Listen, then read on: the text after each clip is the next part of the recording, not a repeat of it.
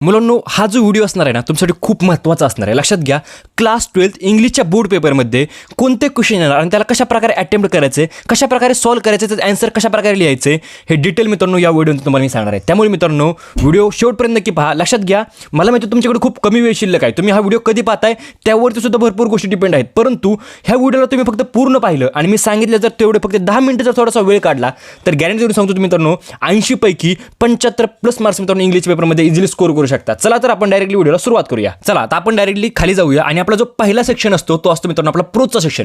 लक्षात घ्या, प्रोजचा सेक्शन आहे त्यामध्ये तुम्हाला एक उत्तर दिलेला आहे, म्हणजे एक एक्स्ट्रॅक्ट दिलेला आहे, तर रीड करायचं आणि रीड केल्यानंतर त्याच्याकडे तुम्हाला क्वेश्चन सॉल्व्ह करायचे असतात. बरोबर, फर्स्ट पाहू शकता A1 ट्रू फॉल्स आहे, त्यानंतर खाली इकडे वेब डायग्राम आहे आणि त्यानंतर गिव्ह रिझन आहे, त्यानंतर एक जस्टिफाय द स्टेटमेंट. लक्षात घ्या, A4चा क्वेश्चन आहे ना तो हातातले मार्क आहेत. हे जे 2 मार्क्स आहेत ना ते तुमच्या हातामधले मार्क्स आहेत. तुम्हाला यासाठी जास्त धडपड करण्याची गरज नाहीये.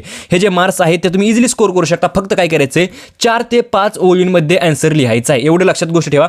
4 ते 5 ओळींमध्ये जर काही येत नसेल काही लिहून टाका, तुम्हाला मार्क्स भेटणार आहेत, काहीच प्रॉब्लेम नाहीये. त्यानंतर A5 डू ॲज डायरेक्टेड.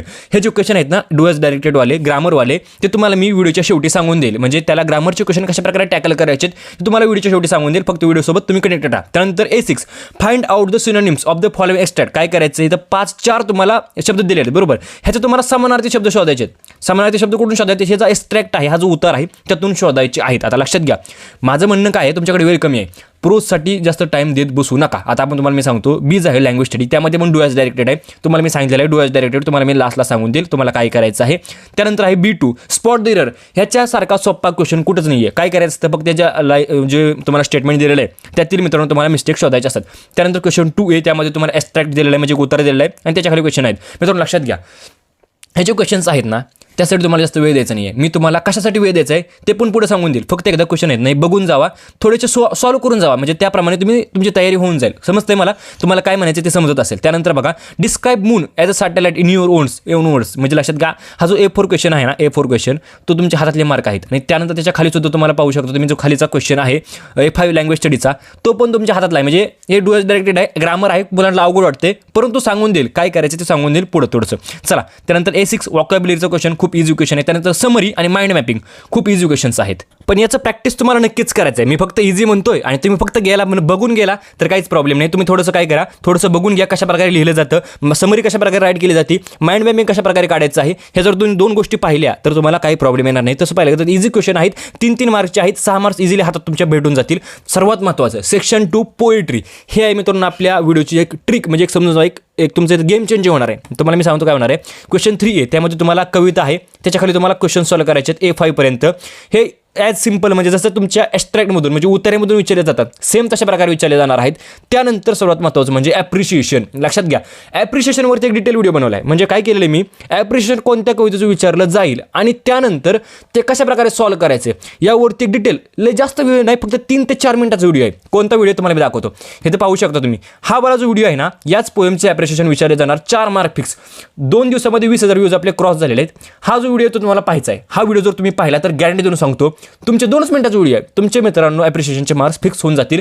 त्या जे व्हिडिओची लिंक आहे ते डिस्क्रिप्शन बॉक्समध्ये पण टाकून देईल, आपल्या चॅनलवरती पण अवेलेबल आहे. तुम्हाला मी आता दाखवलेलं आहे, तो व्हिडिओ पाहून घ्या. तुमचं जे मित्रांनो पोएट्रीचं सेक्शन आहे त्यातलं ॲप्रिशिएशन आहे ते परफेक्ट होऊन जाईल. त्यानंतर सेक्शन 3 रायटिंग स्किल्स. हे पण खूप अवघड वाटते मुलांना समजत नाही आहे रायटिंग स्किल कशा प्रकारे अटेम्प्ट करायचे, कोणता क्वेश्चन अटेम्प्ट करायचा आहे. म्हणजे आता पाहिलं तर इथं कसं आहे, ड्राफ्टिंग व्हर्च्युअल मेसेज, त्यानंतर इकडे स्टेटमेंट ऑफ पर्पज, त्यानंतर ग्रुप डिस्कशन, या तिन्हीपैकी काय अटेम्प्ट करू, खूप मुलांचा डाऊट आहे. त्यानंतर खूप म्हणजे B मध्ये पण सेम तसंच आहे, C मध्ये तसंच आहे, D मध्ये तसंच आहे. मुलांना खूप मित्रांनो टेन्शन येते, बरोबर का. आता लक्षात घ्या, मी तुम्हाला जर मी सांगितलं की हे अटेम्प्ट करा, पण तरी देखील जरी मित्रांनो मुलांना अटेम्प्ट करा समजले, समजा आता ड्राफ्टिंग व्हर्च्युअल मेसेज अटेम्प्ट करायचे, परंतु त्यातील कोणत्या टॉपिकवरती क्वेश्चन येणार हेच माहिती नाही आहे, तर त्यासाठी एक सेपरेट व्हिडिओ बनवला आपण. तो पण किती मिनिटाचा व्हिडिओ पाहू शकतो तुम्ही रायटिंग स्किलचा, फक्त आणि फक्त 3 मिनिटाचा व्हिडिओ आहे. 3 मिनिटं द्या, हा व्हिडिओ पहा. त्यामध्ये मी सांगितलेलं तुम्हाला काय अटेम्प्ट करायचं आणि कशा टाईपचे क्वेश्चन विचारले जाणार आहेत. काहीच प्रॉब्लेम येणार नाही. हा 3 मिनिटाचा व्हिडिओ पाहिला ना, रायटिंग स्किलचे जे 16 मार्क आहेत ना ते परफेक्ट होऊन जातील, काहीच प्रॉब्लेम येणार नाही. म्हणजे समजलं तुम्हाला, ॲप्रिशिएशनचा व्हिडिओ बघायचा आहे, रायटिंग स्किलचा व्हिडिओ बघायचा आहे, काहीच प्रॉब्लेम येणार नाही. त्यानंतर तुम्हाला आता डायरेक्टली काय करतो मी, तुम्ही पाहू शकता क्वेश्चन्स पाहू शकता, काय प्रॉब्लेम नाही आहे. त्यानंतर तुम्ही क्वेश्चन्स पाहू शकता, मी दाखवते तुम्हाला स्क्रीनवरती. आपण खाली जाऊयात आता डायरेक्टली जाऊयात नोवेलचे क्वेश्चनकडे.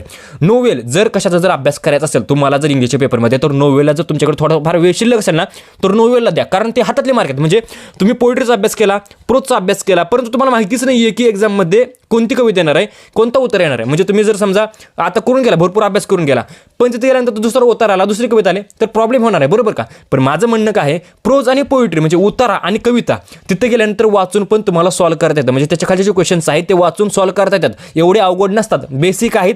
थोडंफार इंग्लिश तर प्रत्येकाला जमतं, म्हणजे ते क्वेश्चन प्रत्येकजण सॉल्व्ह करू शकतो. प्रॉब्लेम फक्त ॲप्रिशिएशन, रायटिंग स्किल आणि नोवेलला येतो. आणि आता लक्षात घ्या, नोवेलचं तुम्ही पाहू शकता, क्वेश्चन नंबर 5A मध्ये तुम्ही क्वेश्चन पाहू शकता. त्यानंतर खाली पण क्वेश्चन पाहू शकता. BCD थोडेसे डिस्क्रिप्टिव्ह टाईप क्वेश्चन आहेत, म्हणजे तुम्हाला थोडंसं लिहायचं आहे, यामध्ये थोडंसं पाठांतर आहे. आपल्या टेक्स्टबुकमध्ये 4 नोवेल्स आहेत, बरोबर का. 4 नोवेल्स आणि त्यावरती हे जवळपास 16 मार्क्स, म्हणजे प्रत्येक नोवेलला 4-4 मार्क्स. आता लक्षात घ्या, ह्यामध्ये पण मुलांना डाऊट आहे की इम्पॉर्टंट क्वेश्चन्स पाहिजेत, फिक्स येणारे क्वेश्चन, इम्पॉर्टंट क्वेश्चन. मी तुम्हाला त्यावरती पण व्हिडिओ बनवला आहे, तो पण व्हिडिओ तुम्ही पहा. तुम्ही तो पाहू शकता. नोवेलमध्ये हेच प्रश्न येणार. हा जो व्हिडिओ आहे 16 मार्क्स फिक्सवाला, तो व्हिडिओ तुम्हाला पाहिजे, त्याची पण लिंक मी डिस्क्रिप्शन बॉक्समध्ये देऊन देईल. आता मी सांगितलं कशा प्रकारे व्हिडिओज वगैरे पाहिजेत. आता लक्षात घ्या, खूप मुलांचा डाऊट आहे, व्हिडिओज वगैरे पाहतात, सर्वात महत्त्वाचा विषय काय असतो, पेपरमध्ये कशा प्रकारे त्याचं पेपर प्रेझेंटेशन करायचं तेच माहीत नसतं, त्यामुळे मार्केट होतात. त्यासाठी आपण काय केलं तुम्ही पाहू शकता. त्यासाठी मी तुम्हाला एक PDF देतो, त्यामध्ये थोडंसं लक्ष देऊन पहा कशा प्रकारे तो क्वेश्चन नंबर लिहायचा आहे, कशा प्रकारे A1 लिहिलं आहे, कशा प्रकारे त्याचं मार्किंग दिलेलं आहे, अंडरलाईन केलेलं आहे, कशा प्रकारे तुम्ही तो म्हणजे बॉक्स वगैरे बनवलेले आहेत. ह्या सर्व गोष्टी तुम्ही थोडंसं नीट लक्ष देऊन पहा, थोडंसं त्यावरती फोकस करा. कशा प्रकारे पर्सनल रिस्पॉन्सचा क्वेश्चन लिहिलेला आहे, ह्या जर गोष्टी तुम्ही थोडंसं ध्यान देऊन पाहिल्या, कशा प्रकारे मार्जिन सोडायचे आहे, तर गॅरंटी देऊन सांगतो तुम्हाला काहीच प्रॉब्लेम नाही. मित्रांनो लक्षात घ्या, पेपर प्रेझेंटेशनला खूप महत्त्व आहे. इंग्लिशच्या पेपरमध्ये तुम्ही काय लिहिता त्यावरती डिपेंड नाही आहे. थोडंसं जर पेपर चेक करणारा जो व्यक्ती असतो, त्याला जर तुमचा पेपर आवडला, थोडंसं तुम्ही नीटनेटकेपणाने लिहिलं असलं तर मार्क देऊन टाकतात. प्रत्येक काय लिहिलंय कोण वाचत बसत नाही, एवढं लक्षात ठेवा. रायटिंग स्किलमध्ये असू द्या, थोडंफार ज्या गोष्टी आहेत त्यामध्ये तुम्हाला याचा फायदा नक्कीच होतो. त्यासाठी पेपर सुटसुटीत लिहायचा आहे. मी सांगितलेले जे व्हिडिओज आहेत ते व्हिडिओज तुम्ही पहा आणि पेपर तुम्ही व्यवस्थित लिहा, तर गॅरंटी देऊन सांगतो मित्रांनो, तुम्ही इंग्लिशच्या पेपरमध्ये 80 पैकी 75+ मार्क्स इझिली स्कोर करू शकता. आता लक्षात घ्या, इंग्लिशचा पेपर झाल्यानंतर अजून भरपूर सारे पेपर्स आहेत आणि त्यावरती पण आपल्या चॅनलवरती व्हिडिओ येणार आहे, त्यामुळे काहीच प्रॉब्लेम नाही. फक्त आपल्या चॅनलशी कनेक्टेड आहे. व्हिडिओ कसा वाटला कमेंट करून नक्की सांगा. व्हिडिओ सोडून लाईक करा, चॅनल सबस्क्राइब करा. व्हिडिओ बद्दल धन्यवाद.